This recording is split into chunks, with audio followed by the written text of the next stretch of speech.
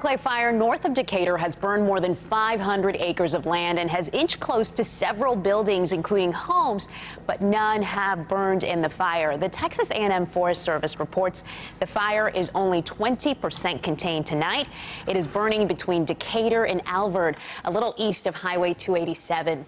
Firefighters ask people to avoid this area even tonight to give them room to work. It took several hours and crews to get a fire under control in Midlothian. Firefighters from Midlothian, Mansfield, and the Texas A&M Forest Service all worked together to fight this fire.